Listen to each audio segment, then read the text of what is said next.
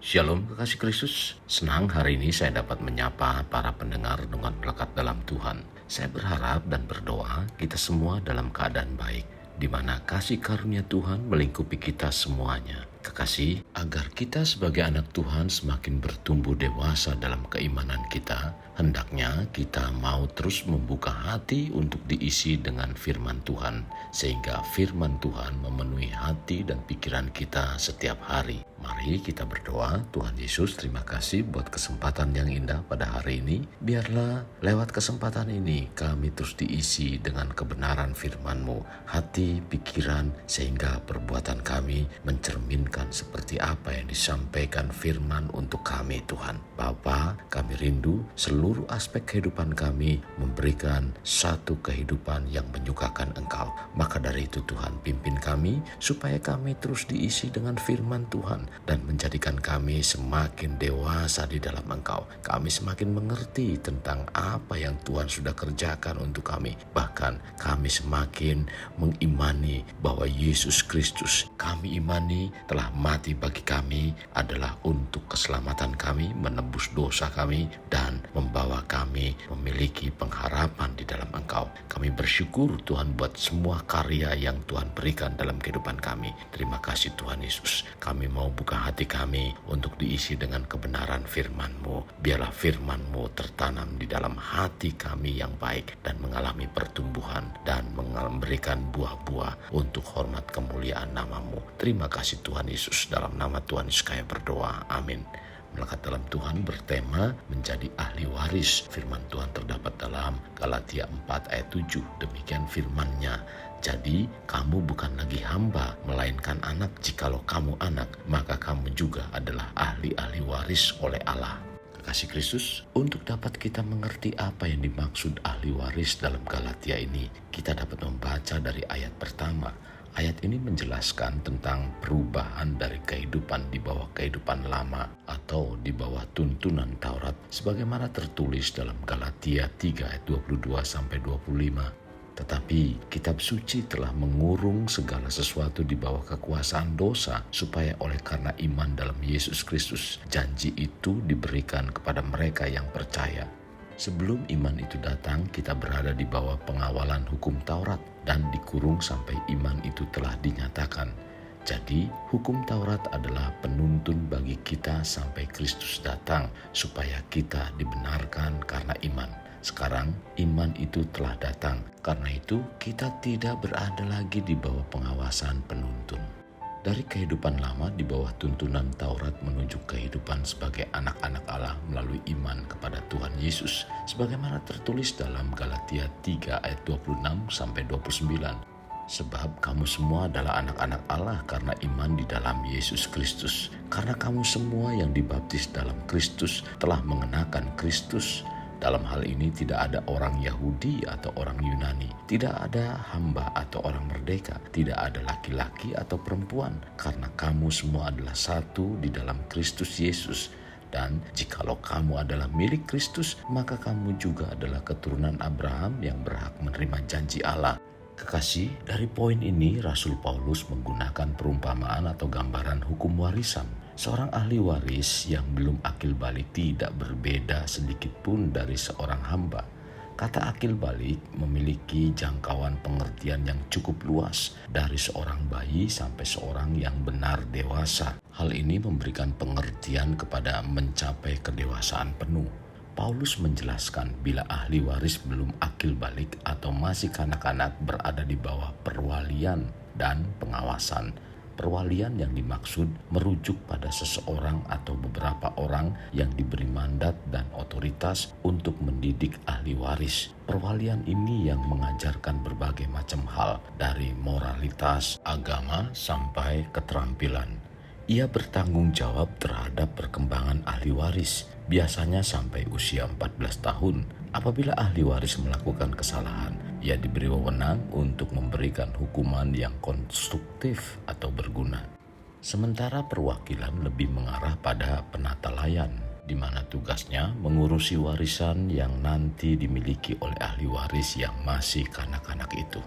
Kekasih Kristus, hukum kepemilikan atau hukum waris memang tertulis dalam Perjanjian Lama karena Taurat juga menyangkut hal-hal jasmani atau ibadah yang kasat mata. Sementara konsep Perjanjian Baru sepenuhnya menitikberatkan kepada hubungan antara Allah dan umatnya yang Tuhan terima sebagai anak-anaknya yang mewarisi kerajaannya. Istilah anak-anak Allah dalam Alkitab tidak pernah bermakna biologis, melainkan simbolis untuk menggambarkan kedekatan Allah dengan umatnya yang diterimanya di dalam iman kepada Tuhan Yesus Kristus.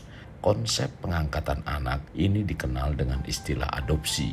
Adopsi lebih tepatnya merupakan formula teologis sebagai hubungan karunia bertalian dengan menjadi anak-anak Allah yang diberi hak waris oleh Allah dan menjadi bagian dari kerajaan Allah.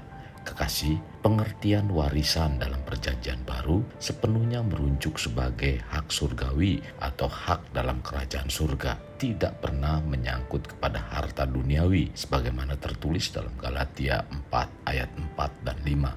Tetapi setelah genap waktunya, maka Allah mengutus anaknya yang lahir dari seorang perempuan dan takluk kepada hukum Taurat. Ia diutus untuk menebus mereka yang takluk kepada hukum Taurat supaya kita diterima menjadi anak. Perlu untuk diketahui bahwa tujuan dari penebusan Yesus adalah pemberian status sebagai anak-anak Allah kepada kita. Ketaatan Kristus kepada Taurat dan hukuman di kayu salib telah membebaskan kita dari masa belum akil balik.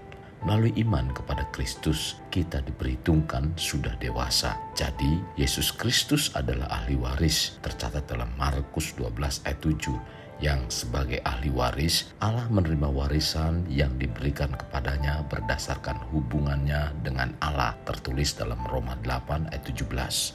Dan jika kita adalah anak, maka kita juga adalah ahli waris. Maksudnya, orang-orang yang berhak menerima janji-janji Allah yang akan menerimanya bersama-sama dengan Kristus, yaitu jika kita menderita bersama-sama dengan Dia, supaya kita juga dipermuliakan bersama-sama dengan Dia.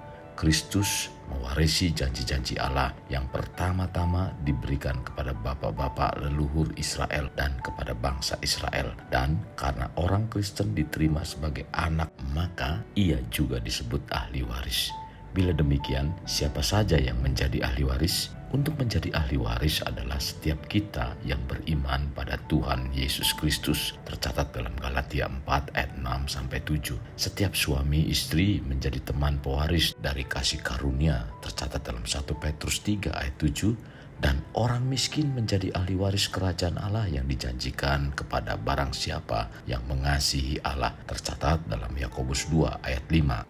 Jadi warisan yang kita terima adalah kehidupan kekal sebagai warisan yang mulia yang diberikan kepada manusia yang percaya kepada Tuhan Yesus Kristus. Lawan dari kehidupan kekal adalah kematian kekal. Kematian rohani diterima manusia sebagai dampak dari dosa yang membuat hubungan mereka dengan Allah menjadi putus. Kematian kekal adalah hukuman dan pemisahan kekal dari Allah sebagai akibat ketidaktaatan, yaitu menjalani hukuman kebinasaan selama-lamanya, dijauhkan dari hadirat Tuhan dan dari kemuliaan kekuatannya.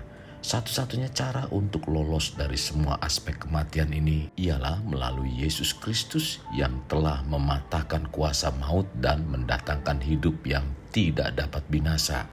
Menjadi ahli waris berarti menerima warisan kehidupan yang kekal, dan itu bukanlah berdasarkan hak sebagai manusia, melainkan berdasarkan hak bebas Allah yang menentukan dan berkehendak, berdaulat dan berhak memberikannya kepada orang lain yang dipilihnya dengan ketentuan memiliki iman dalam Yesus Kristus. Kekasih Kristus, mari bawa hidup kita menjadi pribadi yang dapat memerdekakan orang dari belenggu kehidupan. Layaknya terang yang menerangi kegelapan. Karena itulah yang Tuhan inginkan pada kita sebagai warga kerajaan Allah. Mari kita berdoa. Tuhan, terima kasih buat firman Tuhan hari ini. Sungguh kami sangat diberkati dengan firman yang disampaikan. Tuhan, kami semakin mengerti apa yang dimaksud dengan kebenaran firman Tuhan ini, di mana kami sebagai orang-orang yang telah ditebus oleh Engkau, sehingga kami menjadi ahli waris dari Engkau. Tuhan, kami mewarisi kerajaan surga.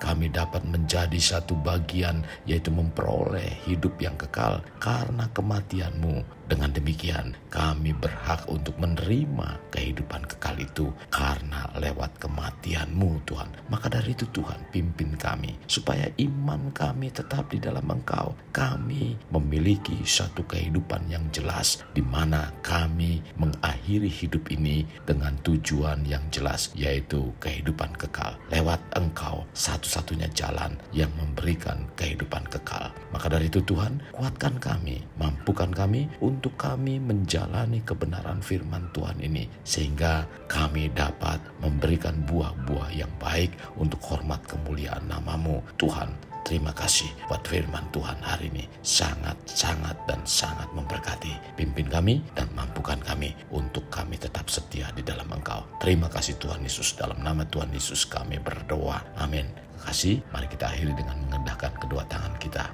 Terimalah anugerah berkat dari Allah Bapa, kasih sayang daripada Yesus Kristus, dan persekutuan dengan Roh Kudus yang memberkati, melindungi, dan menyinari engkau dengan wajah-Nya, serta memberi engkau kasih karunia di mana Tuhan menghadapkan wajah-Nya kepadamu dan memberi engkau damai sejahtera. Tuhan juga mencurahkan berkat secara rohani, berkat secara jasmani, dan berkat secara ekonomi, di mana berkat Abraham, berkat Ishak, berkat Yakub dicurahkan dan dilimpahkan dari saat sekarang sampai Maranatha tiba, dalam nama Tuhan Yesus. Amin. Sampai jumpa di renungan berikutnya. Tuhan Yesus memberkati.